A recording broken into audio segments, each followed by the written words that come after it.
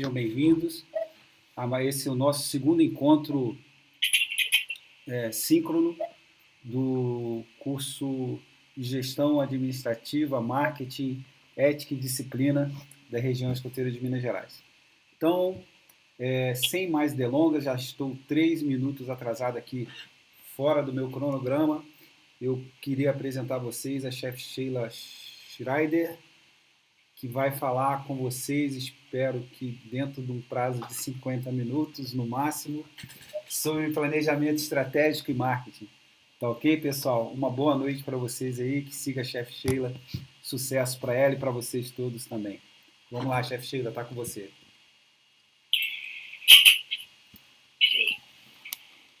Esqueci de apresentar ela, mas eu acho que ela se apresenta, viu, pessoal? Fica à vontade aí. Boa noite. Vocês conseguem me ouvir bem? Sim, sim. Estão me ouvindo? Show.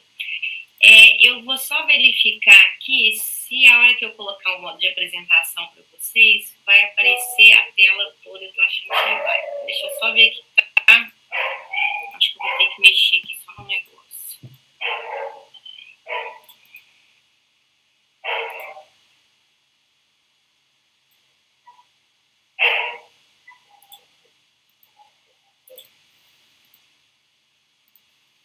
Vamos ver o que vai aparecer aí para vocês.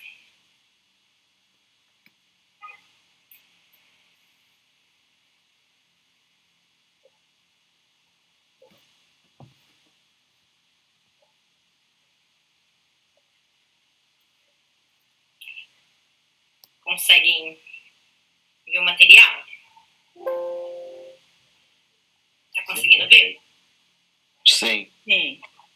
Show. Então, vamos lá. Primeiro, só me apresentando para quem não me conhece, meu nome é Sheila. Eu entrei para o movimento em 1990 como... Ai, falei do tempo, né? Bem, eu entrei como jovem, tive um tempo afastada, mas já, assim, participei de bastante coisa ali como escotista. Depois fui para a parte de dirigente e agora voltando a mexer com os jovens de novo como escotista.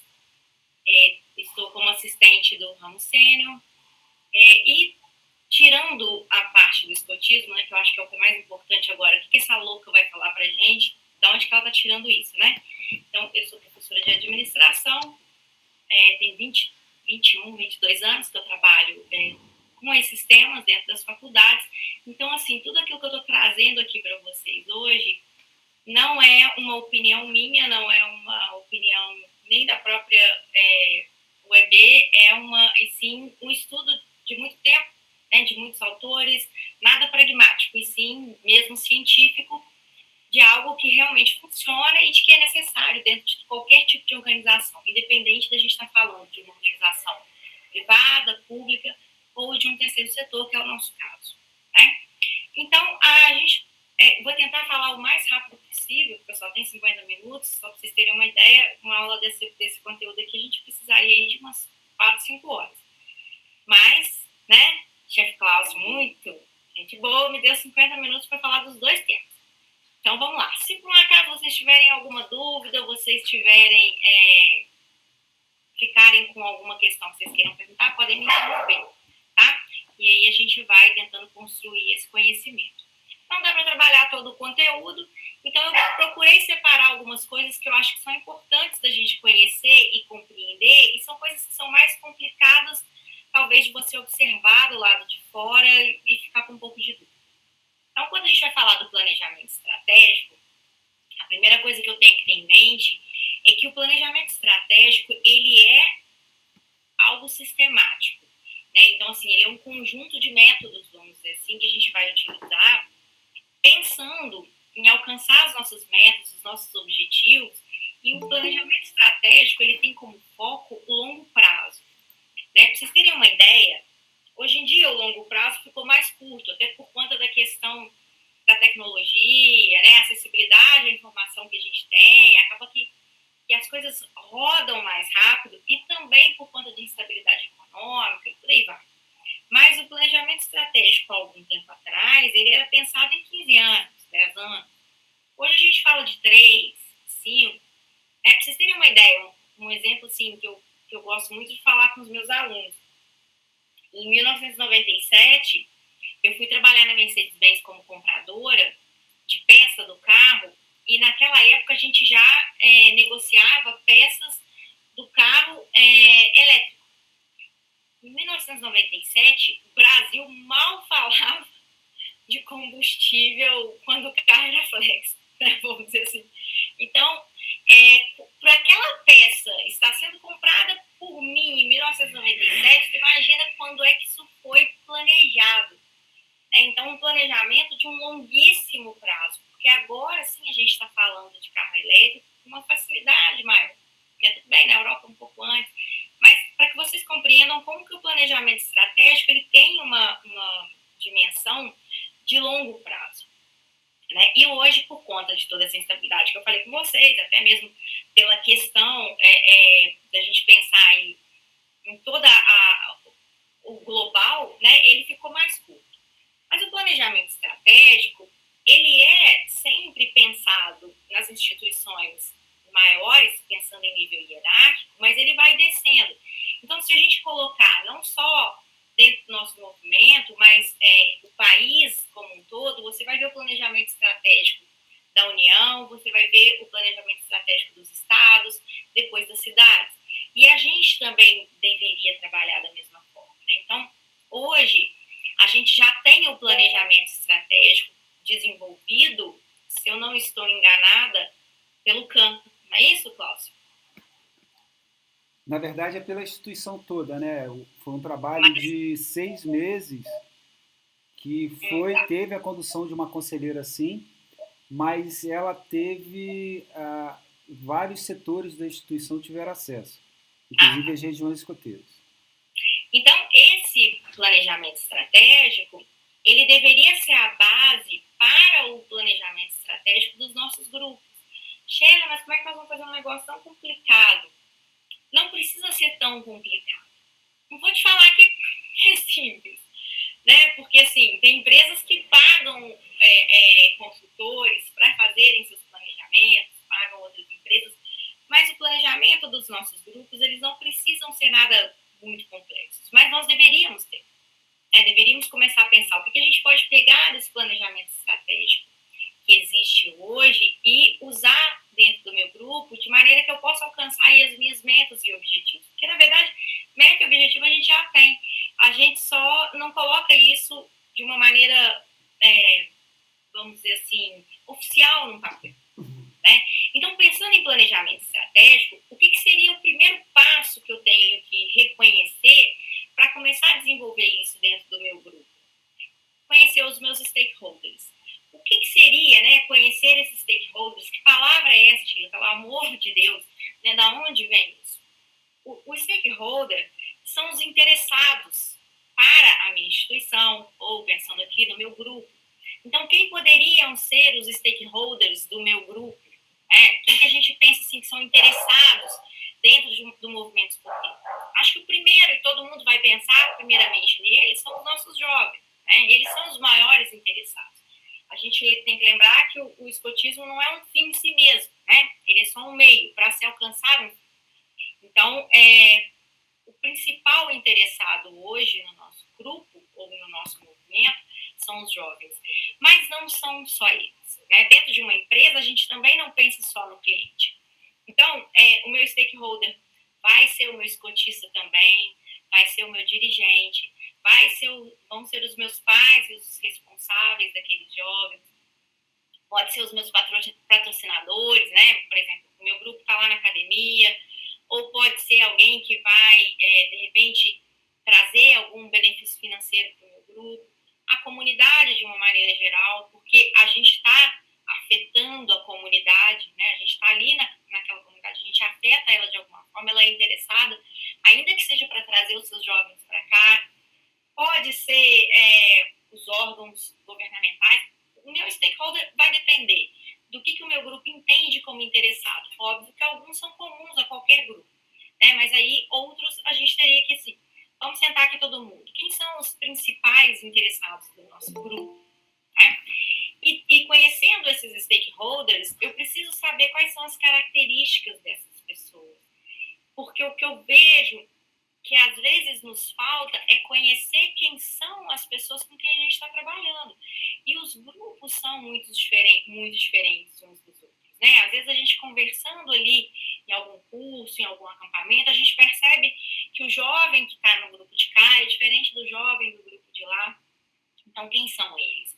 Né? Qual é a predominância? Eu tenho mais meninas, eu tenho mais meninos? Qual que é a idade maior ali que eu consigo trazer dentro dessa faixa etária? Como é que é o nível escolar deles? Como que eles, qual que é a própria questão financeira deles? Entender quais são essas características, entender quais são os valores que esses jovens trazem consigo, né? Ou se não trazem, e também entender o comportamento deles. Né? A gente vai tentando se adaptar, adequar com aquilo que a gente vai presenciando nas nossas reuniões, mas o correto é que a gente já tivesse um estudo anterior, que fosse uma avaliação mais simples de quem são aquelas pessoas. Né? E aí, do jovem, é até mais fácil. Mas vamos pensar aí, quais são os pais que estão aqui dentro do meu grupo? Né? Quem são eles? O que eles pensam? Quais são os valores deles? Conhecer o meu stakeholder é fundamental para que eu possa ter um planejamento correto dentro do meu grupo, para que eu possa alcançar de fato aqueles meus objetivos e metas, né? Porque a gente vê, por exemplo, há poucos dias a gente estava conversando, eu e alguns chefes, o pai veio ser escotista, mas ele arruma um monte de problema com os outros chefes, ele leva o que a gente fala aqui para os outros pais. Então, eu tenho que conhecer quais são as características, até para saber se ele vale a pena ou não estar ali, né? Então, definido quem são esses mesmos stakeholders, que eu acho que é um ponto que assim, a gente falha muito nisso, né? Eu preciso colocá-los talvez numa hierarquia, né? A gente tem até alguns exercícios que podem ser feitos. Esse exemplo que eu trouxe aqui para vocês é o círculo dos stakeholders, que é pegar mesmo quais são todos os meus stakeholders e colocar eles em grau de importância, né? Então, quem que entraria aqui nesse círculo verde? Os jovens? Será que os escotistas e dirigentes também têm esse mesmo nível de importância? Eu também tenho que me preocupar com eles da mesma forma ou não? Ou ele já vai para o segundo nível do círculo, né? Até que a gente chegue ali naquela parte mais externa, onde a gente está falando, sei lá, de repente eu vou falar da ONME, de repente eu vou falar de um órgão governamental, não sei. Quem é que vai estar na parte mais distante do meu círculo, né? Mas que também tem que, de alguma forma, pensar nele. Né? Bem, passado isso, um outro aspecto que eu acho que é fundamental para o grupo é definir uma missão. Para que eu preciso ter uma missão? Porque eu preciso saber quem eu sou. E nem todos os grupos são a mesma coisa, vamos dizer assim. O que é missão? Missão não é onde eu quero ir, o que eu pretendo alcançar. Não utilize a palavra missão como a gente conhece ela no sentido comum da fala, né? A missão de uma instituição, a missão, vamos dizer assim, do nosso movimento, qual que é o nosso... Por que a gente existe? E qualquer empresa tem a sua missão. Por que ela existe? Para que ela está ali? Só que a missão dentro do movimento escoteiro, ela é fundamental.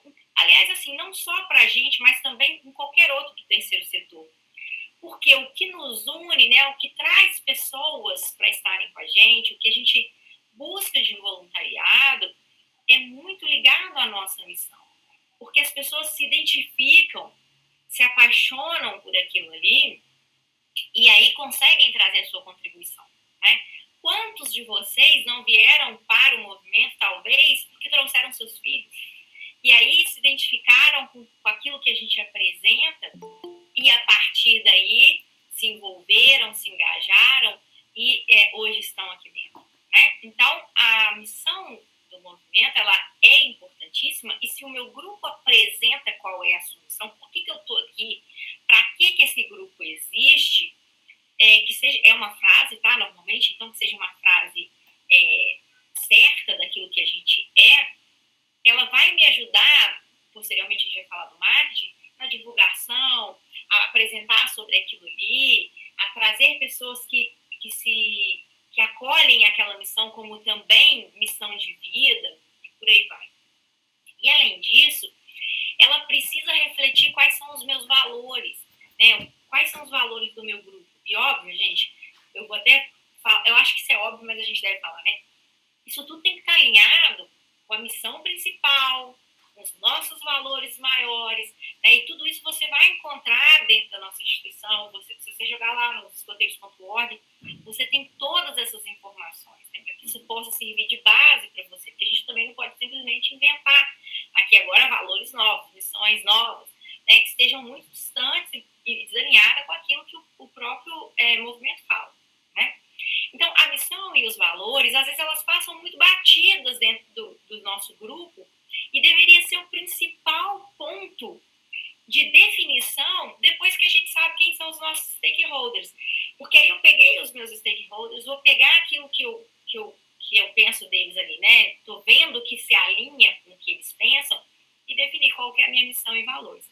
A partir daí, o meu planejamento estratégico é o básico de qualquer outro planejamento estratégico. Dentro de uma empresa particular, a gente já vai ouvir falar que eu tenho que falar das minhas missões, dos meus valores, da minha visão. Nem sempre um grupo escoteiro vai conseguir definir sua visão, que seria uma visão onde eu quero chegar, né, o que eu quero alcançar. Às vezes a gente sobrevive ali, né? Esse ano eu preciso conseguir fazer 2 acampamentos por semestre, aumentar aí o meu contingencial de jovens. Às vezes a gente não consegue pensar o que eu pretendo ser daqui 10 anos, que a gente não sabe nem se vai conseguir chegar aos 10 anos. As empresas, elas têm uma visão mais bem definida. Mas, a partir daí, a gente já vai ver coisas que são muito parecidas com qualquer planejamento estratégico dentro de uma empresa. Eu sei da minha missão e da minha visão, eu tenho que fazer uma análise do que eu tenho aqui dentro e o que tem lá fora que podem servir para a base do meu planejamento estratégico. Depois, definir meus objetivos, quais são as estratégias que eu vou utilizar, né? Mas esse stakeholder, missão e valores, eles deveriam ser, assim, as nossas pedras angulares na hora que a gente inicia um ano. O ideal seria que a gente iniciasse ao iniciar um grupo, né? Bem, feito isso, a gente entra com essa análise SWOT, que também é importante, não estou dizendo que não seja, né? Mas é que a partir daquilo ali anterior, a gente daqui para frente é quase que um empurrão, assim, que já faz a gente descer a rampa. A análise SWOT, ela é importante para que eu possa me melhorar, criar mais objetivos, definir metas que sejam mais possíveis, né? É interessante eu ter isso daí. Sheila, o que é análise SWOT? Pelo amor de Deus, não estou entendendo nada.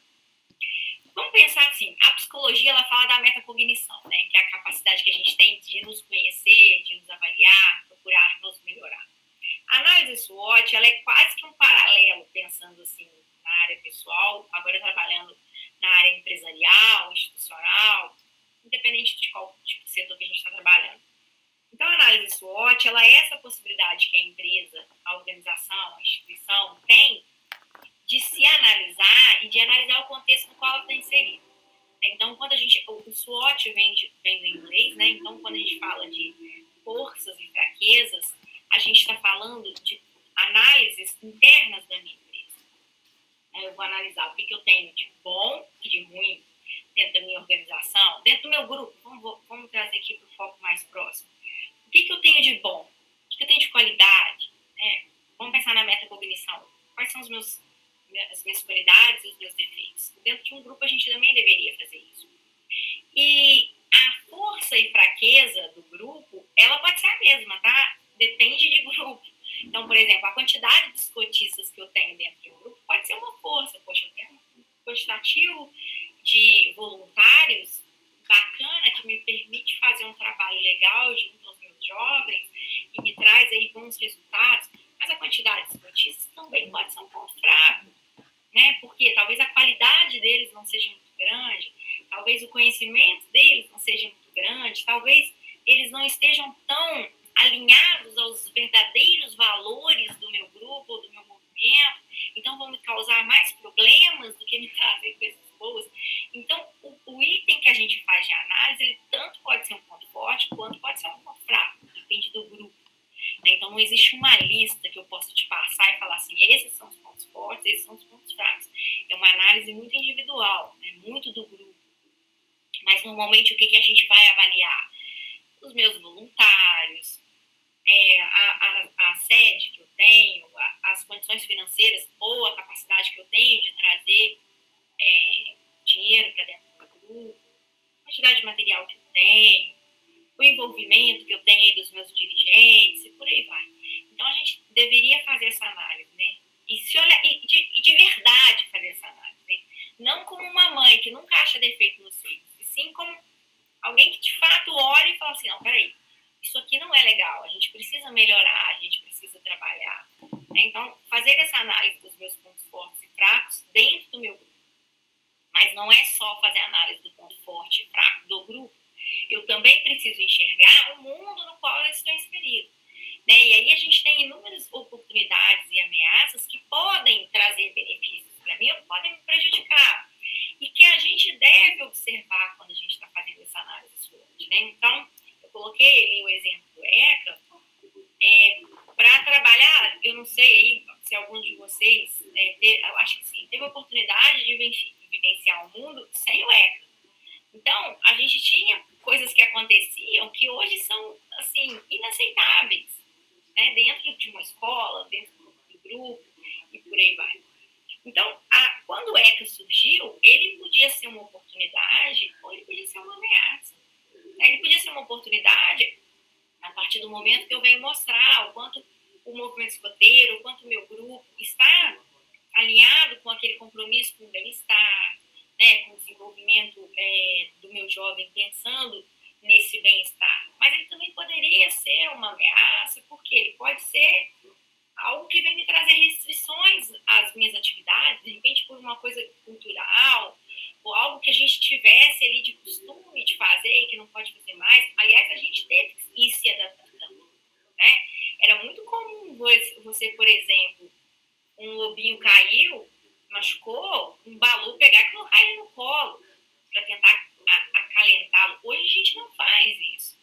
Né? Por que hoje a gente evita um contato mais próximo? Por que hoje se tem uma jovem, e são 3 chefes, homens, você vai ali colocar, às vezes, uma mulher presente? Porque a gente está preocupado com algumas legislações que vieram sendo criadas, que podem se tornar uma ameaça se a gente não utilizá-las corretamente dentro do nosso grupo. Né? Então, a análise das oportunidades e das ameaças são tudo aquilo que eu tenho aí fora que deve ser visto pelo meu grupo, que podem me ajudar ou não, né? Que podem me beneficiar ou me prejudicar. E aí o lance é saber o que eu posso fazer com isso. Né? Então, a gente pode estar... Eu estou falando aqui de uma legislação, mas eu posso falar de uma nova mudança na cidade, eu posso falar de uma nova regra governamental, eu posso falar de uma nova regra fiscal, depende. Né? Vai aí de tudo que pode estar acontecendo lá de fora, que o meu grupo tem que observar. E aí, o lance não é só saber quais são as minhas forças e as minhas fraquezas e quais são as minhas oportunidades e ameaças, mas sim fazer um cruzamento disso, né? Quando a gente estuda análise SWOT, a gente fala dessa matriz. Então, é pegar ali o que eu tenho de ponto forte e cruzar com as oportunidades e ameaças.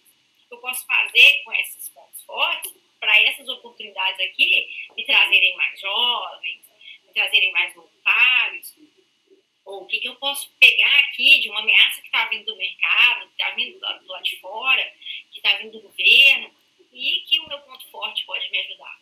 E o contrário também, né? Nas fraquezas aí, o que eu vou precisar melhorar aqui dentro para que aquilo que está acontecendo lá fora não se torne uma ameaça, e sim uma oportunidade, ou então pelo menos seja anulado. Né? Então, essa análise SWOT, ela também é importante dentro dos nossos grupos. Por mais que isso possa parecer muito distante da nossa realidade, quando a gente está ali, às vezes nos nossos conselhos, né, nas nossas reuniões anuais, seria legal a gente conseguir tirar um tempinho para fazer essa avaliação, trazer um pouco de profissionalismo para aquilo que a gente faz, porque nós somos voluntários, sim, mas nós não podemos ser amadores. Né? O voluntariado não me permite ser amador. A gente deve trabalhar isso de uma forma profissional. Bem, aí a partir daí definir quais são os meus objetivos. Né? Então, agora eu já sei quem são os meus interessados, eu já sei quem eu sou, quais são os meus valores, já tenho aqui uma análise geral do meu grupo e do que está acontecendo no mundo. A partir daí eu posso definir o que eu quero de objetivos para esse meu ano, para os próximos anos. Então, eu trouxe um exemplo aqui para vocês de objetivo, porque às vezes a gente tem um pouco de dificuldade em enxergar como é que eles poderiam ser. Né? Até porque, às vezes, o grupo, por não ter questões, por não ser nada em que a gente pensa de dinheiro, né? A gente não vai ganhar nada com isso, às vezes a gente não consegue pensar em objetivos, ações. Mas eu trouxe aqui um exemplo para que vocês compreendam o que seria isso, né? Definir um objetivo. Então, imagina que eu quero aí trazer mais jovens para o meu grupo. Os objetivos, eles precisam estar especificados. A gente fala que é uma regra que se chama SMART. Eles precisam estar especificados de uma forma que eu possa, de fato, alcançá-los. Porque não adianta eu virar e falar assim, o que eu quero para o grupo, para o próximo ano? Aumentar o número de jovens. Né? Como? Como que a gente faz isso? Aumentar quanto? Já é aumentar? São 1.000, a gente tem capacidade para aguentar os 1.000? Então, trabalhar essa regra SMART, né, eles precisam ser específicos. O que eu quero? Eu quero aumentar o número de jovens, de escoteiros ativos. Também não adianta aquele monte de gente que vai chegar aqui para vir uma vez ao ano. Ele precisa ser mensurável, né? Quer dizer, esse aumento é de quanto? Ele tem que ser medido de alguma forma. Então, eu quero aumentar 20% em relação ao que eu tenho hoje. Ele precisa ser atingível, porque também não adianta eu querer colocar aqui que eu quero um aumento de 1.000%, a não ser que eu só tenha 2 jovens hoje, né? Eu quero um aumento de 1.000%. Não vai ser alcançável, né? Isso não tem jeito. Não dá para você fazer isso num espaço de tempo tão curto, né? Eu até coloquei essa foto aí, a minha mãozinha tem que conseguir alcançar. Se eu não consigo chegar lá, também não adianta. Eles precisam ser relevantes, quer dizer, eles têm que estar alinhados com aquilo que eu tenho também de objetivo de crescimento, de sustentabilidade do meu grupo, né? Então, ele tem que ter aí uma relevância. E ele tem que ser temporal, né? Qual que é o prazo que eu preciso estabelecer, né, para que eu alcance esse objetivo? Normalmente, a gente vai falar, um ano, esse próximo ano eu quero alcançar isso. Então, definindo esses objetivos, é que eu vou pensar quais são as estratégias para alcançá-los. Definidas as estratégias, aí, agora vamos implementar tudo isso no meu planejamento estratégico, né?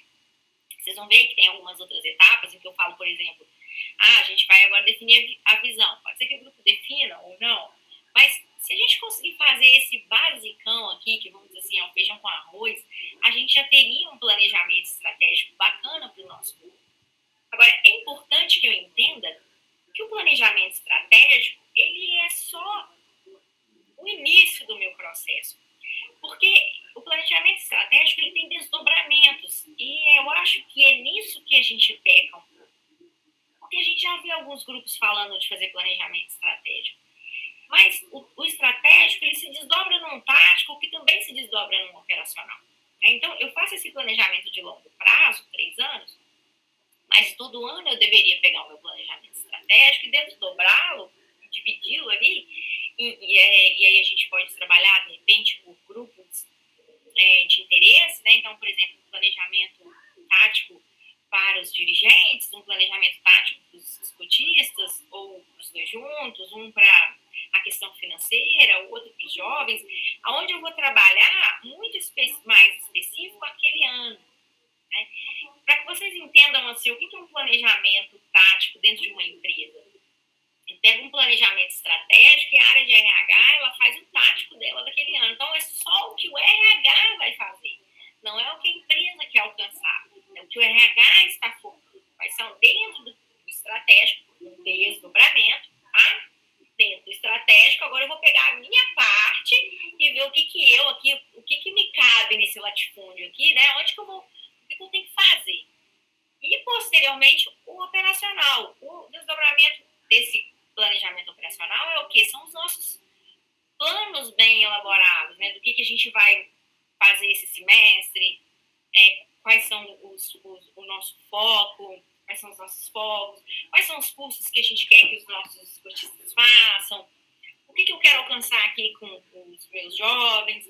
Esse a gente faz mais, né? Não com esse, talvez não com esse nome, né, operacional, mas talvez, mas assim, será que a gente está colocando no papel, né?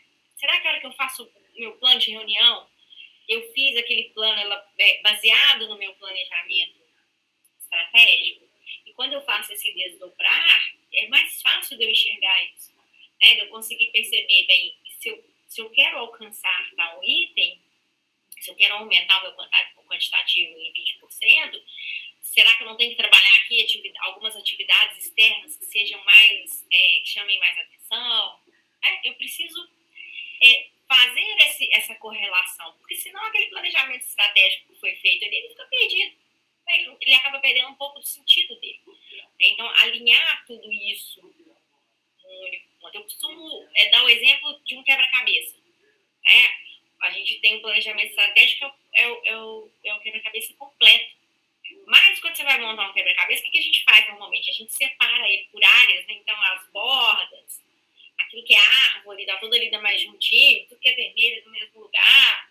Esse seria um tático. E cada pecinha daquela ali é o operacional. Né? Então, na hora que eu junto todas essas peças no meu grupo, eu deveria estar alcançando os objetivos do meu planejamento estratégico.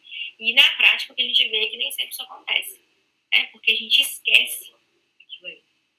Ok? Bem, com relação a isso, gente, assim, o tempo que eu tenho é um esboço. Tem alguma coisa que vocês não entenderam? Tem alguma coisa que vocês gostariam de questionar? Alguma coisa que vocês acham que não ficou bem explicado?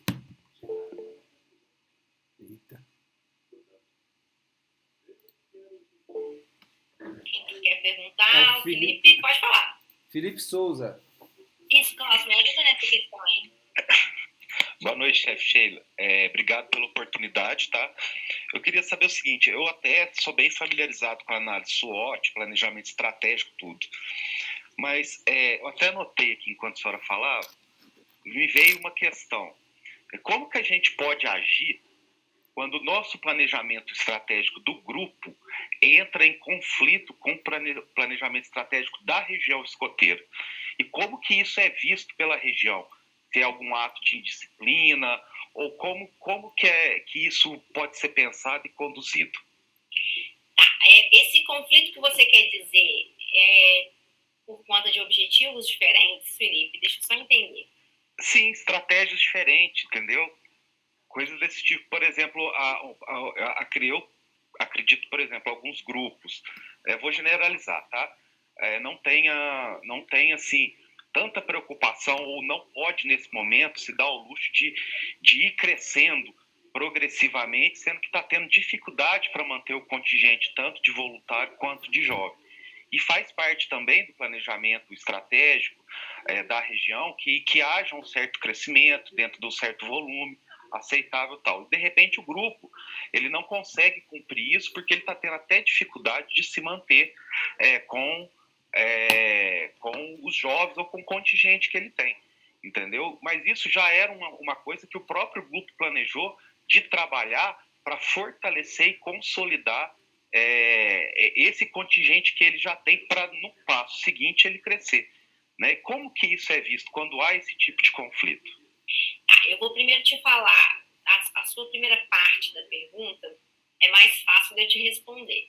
A segunda parte, aí eu acho que eu vou deixar para o chefe Klaus falar pela questão de como é visto, né? Hoje eu não estou em nenhum órgão, vamos dizer assim, que vai trabalhar essa análise com vocês, tá?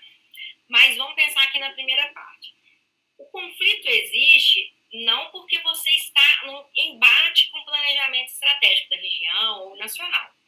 O conflito existe porque você não consegue cumprir um determinado item. Então, assim, quando a gente pensa no planejamento estratégico nacional, que se desdobrou num regional para depois chegar num local, nem tudo você vai conseguir cumprir. O que você não pode é colocar no seu planejamento estratégico, por exemplo, que você quer tocar o povo do movimento. Isso seria um conflito. Tá? Porque a gente está aqui com um planejamento maior que busca trazer mais pessoas para dentro de casa, vamos dizer assim.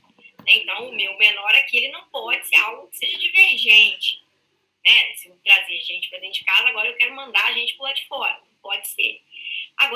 sempre a gente vai conseguir atender a todas as necessidades existentes no planejamento estratégico maior. Né? Isso também acontece dentro de empresa, também no setor público. Então, o que você vai fazer? Bem, eu não consigo hoje aumentar o número de jovens, mas eu quero fortalecer o que eu tenho aqui. Você vai pegar aquilo que você tem hoje do planejamento nacional ou do regional e adaptar aquilo para a sua realidade local. Né? O conflito ele não pode existir se há um embate de algo que é o oposto daquilo que você está lendo lá em cima, porque, de fato, a gente está ligado ao nacional, ao regional, e a gente tem que atender e obedecer, vamos dizer assim, né? Mas o fato de você não conseguir cumprir tudo aquilo não te faz de um revolucionário que está, vamos dizer assim, criando uma greve, uma confusão dentro do seu planejamento estratégico, entendeu? Agora, eu não sei, legalmente, o chefe Costa talvez possa nos ajudar mais nesse quesito, de falar como é que hoje os grupos precisam se apresentar, né, nesse desdobramento aí. Ou se nem existe essa... Não existe nenhum tipo de regra que vá de encontro a essa situação não, Felipe. Tá ok? Eu só queria lembrar para muitos que existe, a chefe Sheila começou falando a respeito do planejamento estratégico nacional, que foi colocado em função, né, que foi publicado no meio do ano passado, e nós também temos da nossa região escoteira, viu? E aí é aquilo que ela está comentando aí, né? Vem o nacional, depois o regional, e a possibilidade de vocês desenvolverem ações também para dentro da entidade local de vocês. Ok? Respondido aí, né, Felipe? Tá tranquilo? Tranquilo, chefe. Obrigado pela informação. Eu que agradeço. Eu acho que talvez até uma dica aí seja você, de fato, pegar, né, o maior e o que eu posso usar aqui desse maior para desenvolver o meu. Aquilo que não dá, aquilo que não é aplicável, aquilo que eu ainda não consigo, deixa de stand-by. E aquilo que é possível. O nacional e o regional, ele vem me ajudar no desenvolvimento do meu local. Eu acho que eu entendi bem aí, você me perdoe o Felipe, eu acho que a ideia do Felipe, na verdade, é fortalecer a base, né? A visão, de repente, a médio e longo prazo aí do Felipe. Por favor, chefe Thaís. Nessa questão do Felipe, o que existe, na verdade, em termos de crescimento, são os pontos no grupo padrão, né? Se o grupo tem novos membros durante aquele ano, ele vai pontuando. E tem também a manutenção. Tem os dois, a instituição faz dessa forma, né? Fortalecendo, mantendo a mesma quantidade de contingente. Você mantém uma pontuação, conseguindo mais membros, você tem uma maior pontuação, tá? Não contrapõe, ele não desincentiva, né? E nem despremia quem não está crescendo. Manteve, você também é valorizado. Eu gostaria de fazer um complemento aí com o que a chefe Thaís está falando e também o chefe Sheila, me chama a atenção se eu estiver me prolongando muito, viu, para não atrapalhar você. O lance é o seguinte, muita gente acha que o grupo padrão é uma ferramenta de como se fosse um grande jogo, ok? E na verdade não é. Ele é um grande indicador das ações que hoje são colocadas dentro do planejamento estratégico. O planejamento estratégico hoje, uma das ferramentas de acompanhamento é o grupo padrão. O grupo padrão, na verdade, ele é uma forma de vocês, grupos escoteiros, se avaliarem para entenderem melhor o que vocês estão fazendo, principalmente quando se fala de programa educativo. Entendeu? Tem toda essa estrutura de pontuação, de formação de adulto, essas coisas todas, mas o principal é a análise de como está sendo a execução do programa educativo dentro do seu grupo escoteiro. Tá ok? Então, vale a pena você verificar dentro daquela pontuação o que de fato seu grupo está fazendo, mas não com o olho de uma competição, mas sim de uma autoavaliação daquilo que vocês estão se comprometendo a fazer dentro do grupo escoteiro. Ok, pessoal? Obrigado, chefe Sheila.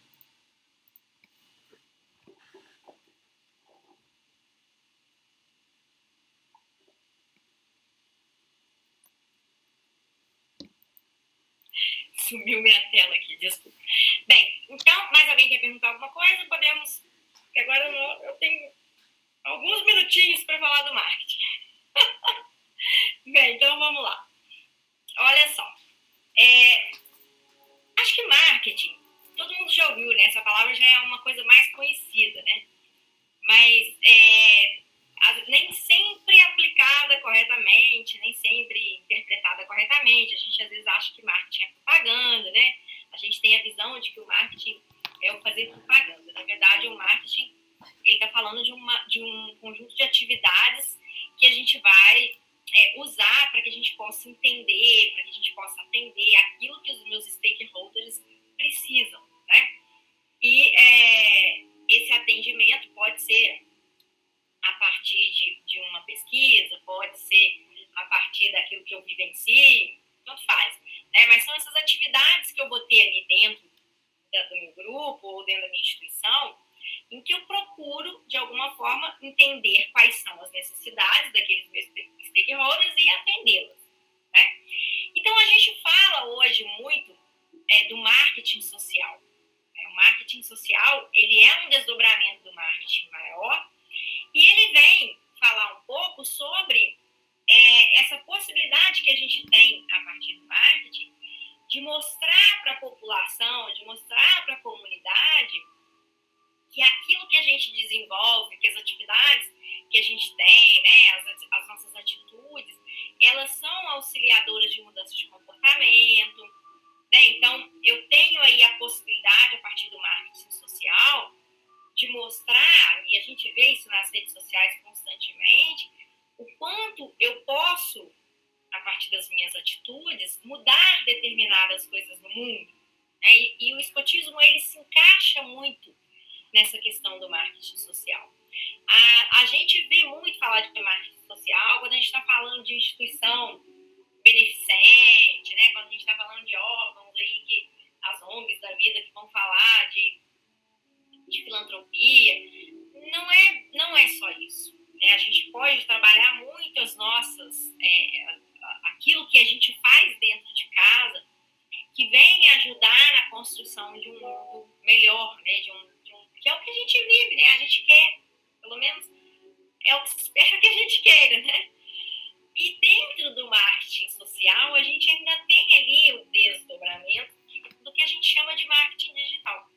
O marketing digital é esse estar nas redes, é o estar na internet, a gente aqui agora está se comunicando a partir de uma reunião por conta exatamente das possibilidades que o digital traz para a gente, né? E o digital, ele vem, vamos dizer assim, fortalecer muito as nossas possibilidades junto à comunidade. E o marketing digital é exatamente essa possibilidade de mostrar mais. Porque, gente, vamos lá, há 20 anos atrás, há 25 anos atrás, quanto tempo uma pessoa levava para ela conhecer alguma coisa daquele movimento escoteiro se ela não estivesse perto de um grupo ou se ela não estivesse passando perto de uma atividade, né? Às vezes a vida inteira. Né? Hoje não. Hoje você está ali passando a sua telinha, de repente você vê alguém falando de um grupo, uma atividade legal, uma coisa bacana, que você falou, poxa, o que será que é isso? Então a gente tem a possibilidade de influenciar a população de uma maneira geral a partir das nossas publicações, a partir da nossa presença nas redes sociais. Né? Só que existe aí uma preocupação, que eu vou até falar no final, que a gente deve ter, porque a gente traz com a gente um nome, né? E esse nome, assim, a população de uma maneira geral, a gente tem como costume vincular a pessoa àquela marca. Né? Digamos que você está em casa esperando uma encomenda que os Correios iriam entregar, e aí o carteiro específico lá das plantas tomou um porre e perdeu sua encomenda. Você vai falar que foi o carteiro que perdeu sua encomenda? Você vai falar que foi os Correios que perdeu sua encomenda. Entendem? Então, a nossa marca, ela está muito atrelada às pessoas que estão envolvidas nela. Então, a gente tem que tomar um certo cuidado na hora que a gente está na rede social, por exemplo, né? Eu tenho blog, eu tenho Instagram, do que é que eu vou apresentar sobre o movimento, porque aquilo ali leva o nome do movimento. Então, eu não posso mostrar, por exemplo, imagina, eu publicar uma foto de um acampamento onde, sei lá, houve um processo de bullying ali que é claramente visível naquela foto. Então, existe esse cuidado a ser tomado. E também o cuidado de atender às exigências com relação à marca dos escoteiros do Brasil. Eu fiz questão de montar esses slides, um slide base que eles entregam, né? Eu posso mexer em algumas coisas, mas por quê? O marketing, em qualquer empresa, ele vai falar de algumas regras institucionais que devem ser seguidas. Qual é a letra que eu posso usar num slide? Qual é a letra que eu posso utilizar no cartaz? Quais são as cores que eu posso usar? O que eu posso colocar? O que eu não posso colocar? Então, por exemplo, sabe aqueles perfis que tem em alguns documentos, né? Aquilo lá não pode ser virado de cabeça para baixo, não pode ser virar uma marca d'água, não pode ser embaralhado. Existem regras dentro do marketing que precisam ser seguidas em qualquer instituição, né? E que a gente também tem as nossas, tá? Então, é importante a gente lembrar disso. Então, todas as vezes que eu quiser, eu quero fazer um post, vou fazer um cartaz aqui, uma imagem, pega aí esse exemplo aqui da foto, né? Uma abertura da Semana da Pátria, que a gente estava ali, todo mundo tirando uma foto. Existem regras que eu tenho que cumprir. Eu não posso simplesmente pegar ali a logo dos escoteiros do Brasil e colar aqui no meio, ou fazer uma marca d'água no fundo, ou pegar a minha foto e fazer ela, colocar ela dentro da logo. Não posso, tem coisa que eu não posso fazer. Então, existem preocupações que eu preciso ter quando eu estou desenvolvendo, né, o nome da instituição, tá? E aí, os dois exemplos que eu costumo dar muito, que são muito interessantes, são oportunidades que a gente tem de divulgar o nosso grupo, divulgar o nosso movimento, são as redes sociais. Então, você tem aí a possibilidade de ter na sua conta do Instagram, você postar algumas coisas pessoais na sua conta pessoal, ou de você ter um Instagram do seu próprio grupo, que você vai trazer aí, de repente, conteúdo, né? Não só ficar postando foto de Semana da Pátria, mas talvez trazer ali como arrumar uma mochila para acampamento. Aí, às vezes, a pessoa está lá no Google pesquisando como é que arruma uma mochila e aparece um vídeo seu no YouTube explicando como é que arruma. Olha que legal, o que é isso? É um grupo escoteiro, olha como é que funciona e tal. Então, o conteúdo, o marketing de conteúdo, ele serve para chamar dentro das empresas o cliente a partir de coisas que são interessantes para ele, não necessariamente que eu estou vendendo alguma coisa que eu faço, né? Então, eu não estou postando uma foto do acampamento, mas eu fiz uma divulgação indireta, a partir de uma explicação de como é que se organiza uma mochila para acampar. Então, é uma possibilidade que a gente tem, e também de tudo que a gente pratica, né, aparecer nas redes sociais. E um outro aspecto que eu acho muito legal, que a gente pode trabalhar pelo marketing na internet, são o que a gente chama de buzz marketing, né? O que é o buzz marketing? O buzz aí, ele vem de zumbido, de barulho, né? Então, hoje tem muito buzz marketing, que é assim, não é, mas as pessoas correlacionam e colocam como sinônimo, que são os marketings dos vídeos virais, por exemplo, né? Um vídeo viral, ele se assemelha muito a um buzz marketing. Mas eu não sei se vocês vão se lembrar, teve uma época, eu não lembro se foi de guerra, eu não me lembro, tá? Porque eu lembrei desse exemplo aqui agora, senão eu tinha até procurado a foto. que todos nós estávamos tirando foto, fazendo o nosso sinal com a família. Então, eu pegava lá a mãe, eu fiz com as crianças, né? E a gente fazia a nossa saudação, vamos dizer assim, e falava eu alguma coisa, eu não lembro o que era que a gente falava. Mas essas fotos começaram a circular para tudo quanto é lá. Todo mundo fazia. Se você não fez, você não estava na rede social na época. Porque, assim, a gente fazia muito isso. Né? Tirava foto uniformizada, todo mundo ali, eu apoio alguma coisa. Eu não lembro o que é. Se alguém lembrar aí, quiser dividir com a gente. Aquilo foi um buzz marketing, né? A gente fez um barulho nas redes sociais, divulgando, de certa forma, o escotismo, mas a gente estava apoiando, era alguma outra coisa, que não tinha nada a ver com a gente. Quer dizer, não é que não tinha nada a ver, não era de dentro do movimento. Né? Então, é uma possibilidade que a gente tem, né, de pegar, às vezes, algo que está acontecendo lá de fora, ou algo que as pessoas...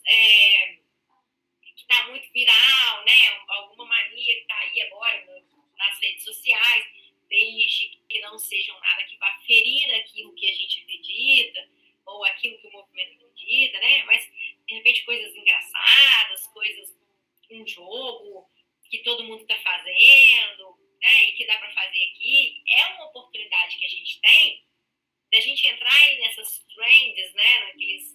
Nas listas dos mais aí, e, de certa forma, jogar o nosso grupo ou o nosso movimento, né, para o mercado, vamos dizer assim. Né? Então, enxergar essas situações dentro das redes sociais. O importante é a gente compreender que hoje, a gente gostando ou não de rede social, o marketing digital, ele é fundamental para a sobrevivência de qualquer negócio. Não é só dos privados. Público, privado, terceiro setor, né? Então, ele é fundamental.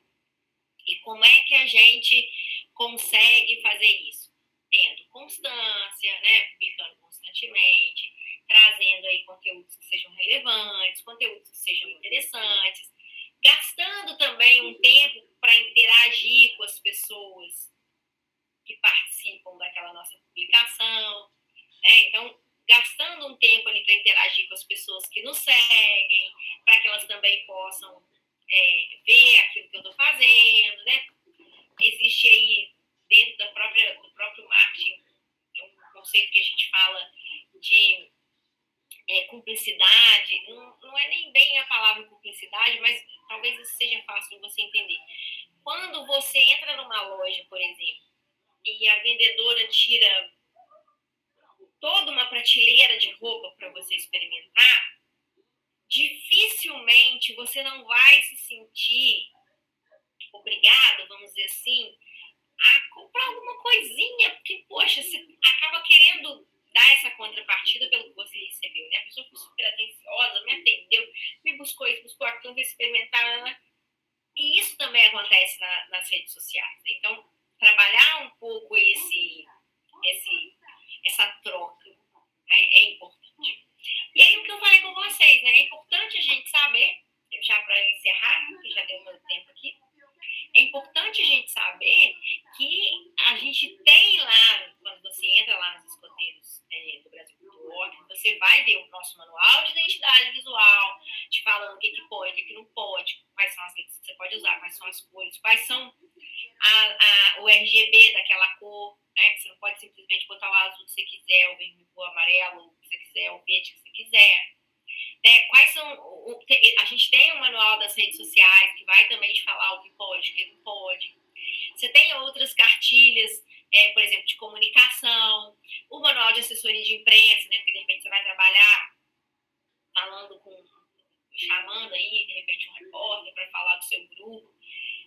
Então é importante a gente seguir também as regras, né? Estar alinhado às regras da instituição, para que a gente não venha dar um tiro no próprio pé, né? Ferir aí coisas que são importantes para a gente, né?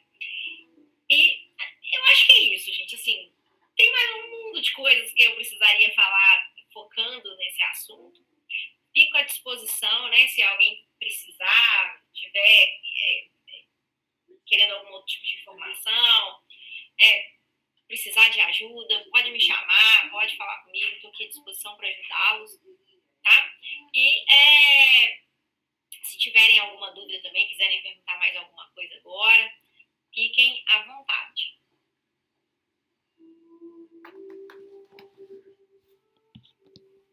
Sim, eu só tenho que agradecer seus comentários, seus ensinamentos aí, foi muito bom, tá? Obrigada. Muito bom mesmo. Só tenho a agradecer. Obrigada, Ana César. Eu espero, assim, gente, que com isso eu consiga trazer para vocês um pouco desse desejo. Eu sou apaixonada pela administração, né? Então, é uma paixão. Eu espero trazer um pouco desse amor que a administração pode trazer aí para a gente e contribuir com o nosso amor maior, que vamos dizer assim, é o movimento escoteiro.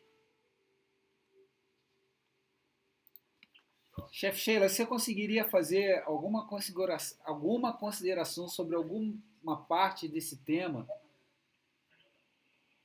em uns 5 minutos mais ou menos aí, para de repente somar mais um pouquinho, agregar um valor a mais aí na sua fala, que até então foi bem interessante. Sobre marketing, principalmente, que eu acho que marketing, muita gente confunde e acha que a nossa instituição ela não é uma ONG, né? Ela não é uma entidade do terceiro setor. Algumas pessoas não têm essa visão. Então, de repente, se você puder falar um pouquinho de marketing, né, para o terceiro setor, talvez como funciona de uma maneira bem rápida, bem básica, assim, falar assim, olha, o terceiro setor ele é movido dessa forma, ele é regido para não ter, existe uma legislação própria, existe uma lei federal, tá, gente, que regulamenta as ONGs no país e nós estamos inclusos, né, a essa lei também, ela traz um pouquinho do nosso funcionamento. A gente até recentemente teve para passar por uma reforma estatutária, mas ela, talvez em alguns momentos, ela pecou por não... a mudança do estatuto não estava focada nessa lei, né? Enfim, então tem algumas coisas que talvez a gente não... Eu até gostaria de ver, o chefe Sheila, se teria mais alguma coisa aí para complementar junto ao pessoal, principalmente no que diz respeito à área de terceiro setor e marketing, até para não fugir muito da questão do marketing, entendeu? Quantas ONGs aí a gente tem que estão batalhando o seu espaço aí e precisam de divulgação, assim como nós, né, também precisamos. Você acha que tem alguma coisa para acrescentar?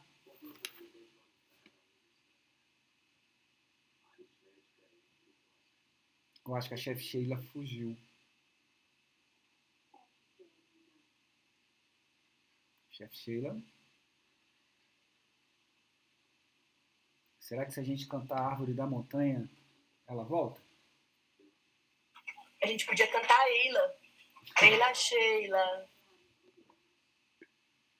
É o novo hit aí. Estão me ouvindo? Voltou, agora sim. Eu pedi, eu não sei exatamente onde que a gente parou aí, até onde que você foi, tá, Cláudia?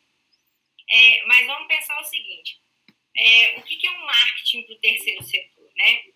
Vamos pensar que as ações aí que a minha organização vai realizar, né, para que eu possa obter parceria, para que eu possa obter apoiador, financiador, elas precisam estar relacionadas a determinadas estratégias de marketing, né?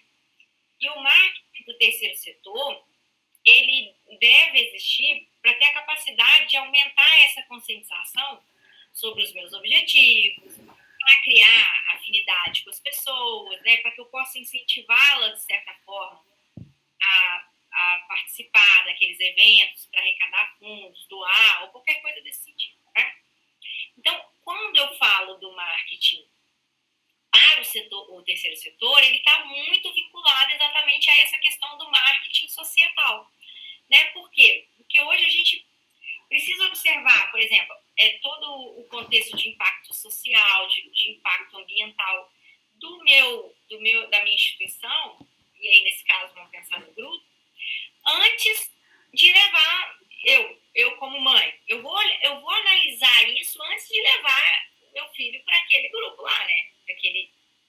Então, saber qual foi o impacto que isso gera bem, se bem que tem gente que não, né? Mas qual que é o impacto que isso vai gerar, né? Ambiental, social, quem são aquelas pessoas, por que elas agem daquele jeito, né?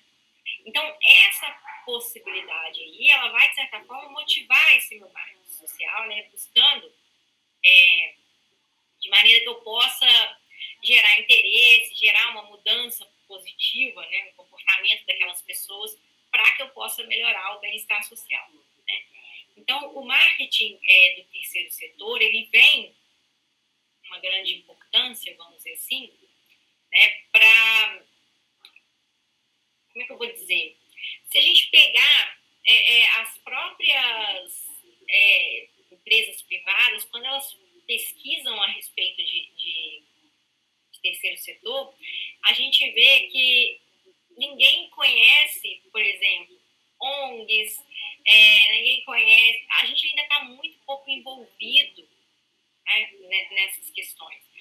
Então, a gente percebe que o terceiro setor ainda não alcança de uma maneira grande a população de uma maneira geral. Então, isso a gente vem percebendo cada vez mais a necessidade do marketing para o terceiro setor, porque a população ainda não tem esse contato, né? Então, vamos pensar assim, o que seria fundamental dentro do marketing do terceiro setor? Que eu pudesse conhecer o que o mercado vai me ditar de regras, né? Mas, principalmente, como que eu posso levar isso para a minha comunidade, né? Como que eu posso fazer com que eles alcancem, que eles recebam mesmo, né? E como que eu posso, a partir daí, obter resultados deles, né?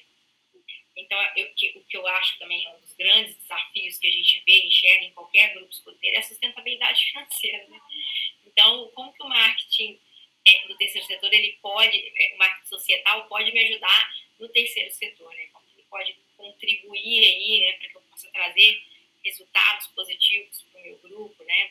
Para traçar estratégias que estejam ligadas até ao meu planejamento estratégico, né? E com base nisso me auxiliar no meu desenvolvimento. Eu não sei, era isso que você queria saber? Como caiu, eu fiquei meio sem saber se era exatamente nesse aspecto ou se era alguma coisa...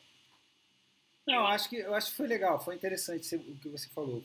Era mais ou menos o que eu tinha em mente, porque a gente precisa dar um olhar mais diferente, né? O grupo escoteiro não é para dar lucro nem prejuízo, é para dar superávit, né? E não pode ser deficitário. Então, algumas coisas mudam com essa visão, né? Nós não estamos falando de, exatamente, filantropia, né? Então, assim, muita gente já escuta falar que o escotismo de antigamente era muito bom, mas tinham coisas que eram de fato legais, mas tem outras que nem tanto. Você citou aí com relação ao ECA, né? A gente está falando da necessidade de sermos voluntários, mas não sermos amadores. Né? Isso é uma coisa que, de fato, vai fazer um diferencial para nós enquanto instituição. Né? Eu achei uma situação tão engraçada. A apostila de vocês ela passou por um processo de formatação, né? E houve uma revisão, coisa e tal.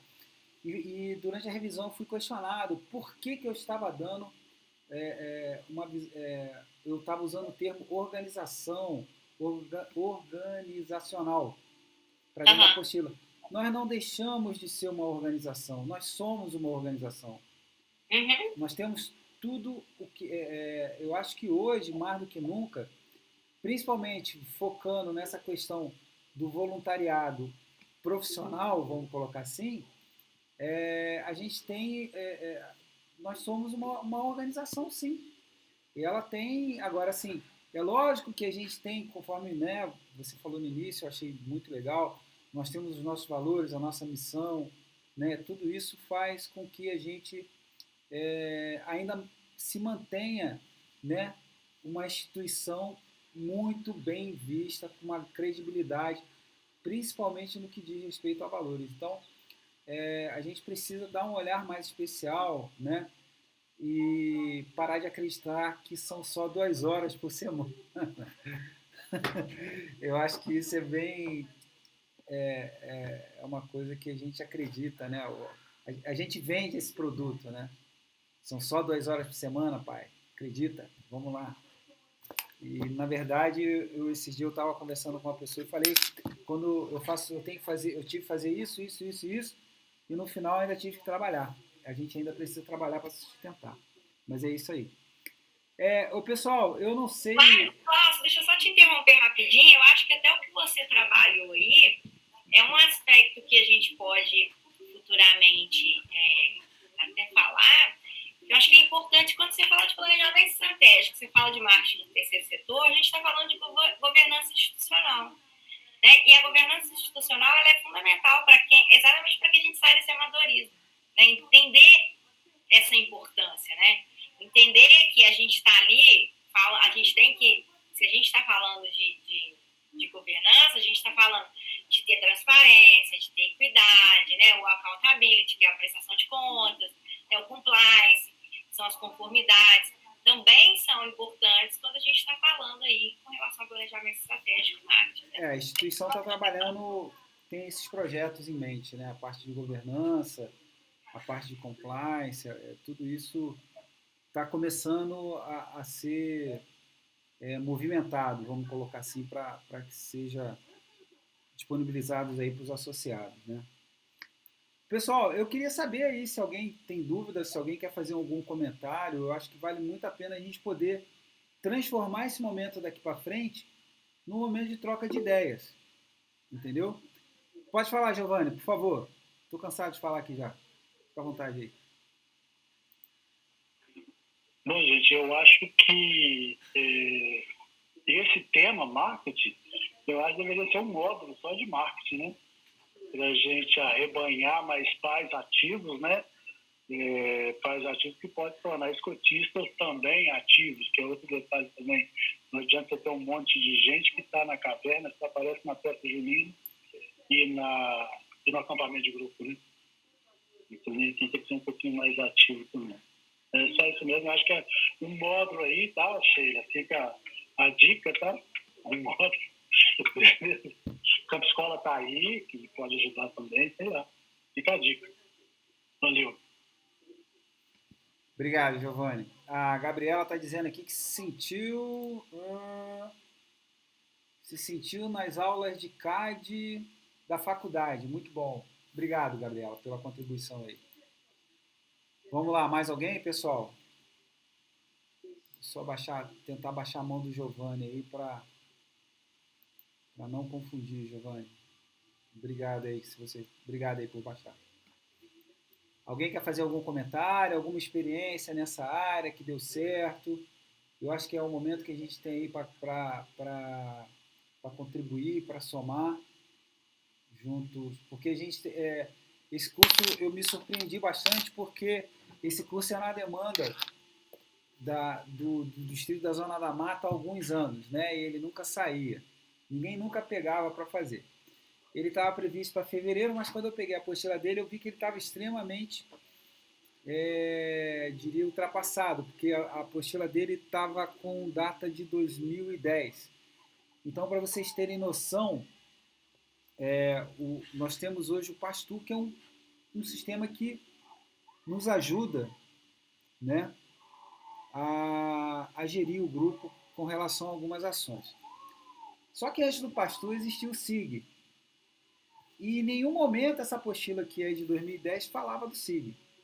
Né? Então a gente teve a possibilidade de fazer a atualização e com isso também colocar mais algumas coisas. O marketing que se era falado, eu acho que em 2010 não se falava muito ainda de marketing do terceiro setor, não se falava-se de marketing em rede social e etc.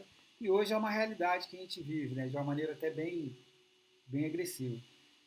Então, quando eu conversando com a chefe Sheila e com os outros formadores que vão estar com a gente aí, a gente ainda tem a parte de ética e disciplina, que é o último módulo, eu queria, na verdade, era trazer, né, pelo menos aí uns 50 minutos, 40, 50 minutos de fala do formador, para que o restante do tempo,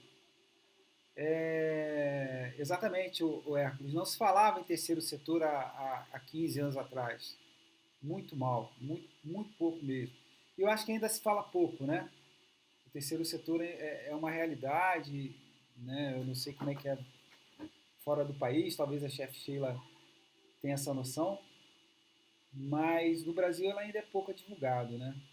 Ainda não se trabalha legal. Mas voltando ali, é para que a gente transforme também isso aqui num momento de bate-papo, numa reflexão de como a gente pode estar, de fato, levando aí essas informações ou vivenciando elas dentro do nosso grupo escoteiro. Entendeu? Eu acho que isso é muito importante, somar experiências aí para que nós todos possamos aí ter boas experiências, bons casos de sucesso. Tá tudo certo, pessoal? A gente pode passar para a próxima palestra agora? Pode?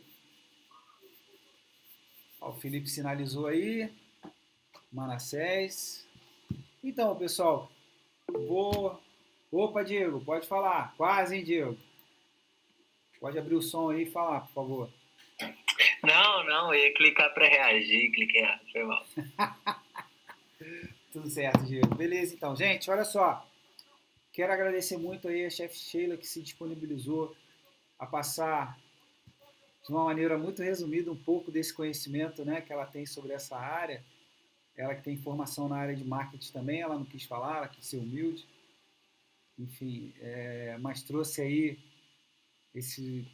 um momento aí muito bacana que eu espero que se transforme em boas experiências dentro do grupo de vocês. E por que não também agradecer muito a vocês pelo dia de hoje. Alguns comentários foram feitos, foram bem legais. Na próxima semana a gente tem a parte de ética e disciplina, vai ser o nosso último encontro síncrono. Vou pedir uma gentileza que todos, né, isso vai ficar gravado agora, registrado, que todos deem o melhor de si lá no Campo Escola, porque no dia 31 a gente fecha e vai ser fechado do jeito que tiver. A gente pretende, de fato, já entregar o curso para gestão de adultos, para emissão dos certificados o mais breve possível. E eu acho que essa disponibilidade é muito legal para vocês, com a forma de valorizar o trabalho que vocês tiveram em fazer a inscrição, tiveram de fazer o trabalho, né, dentro do Campo Escola.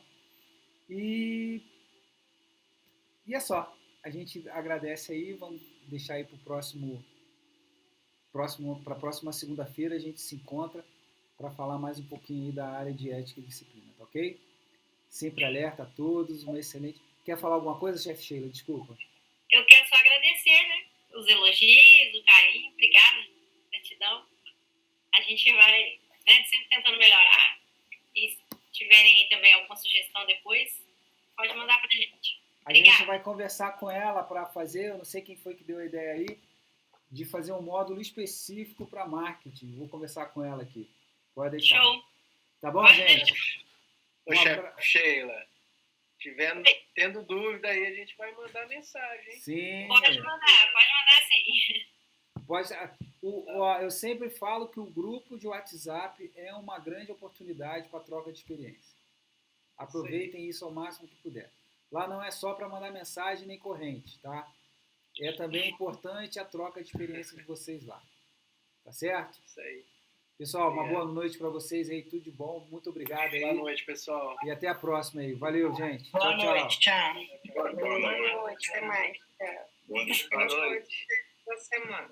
Boa noite, boa Boa semana. noite a todos. Um abraço.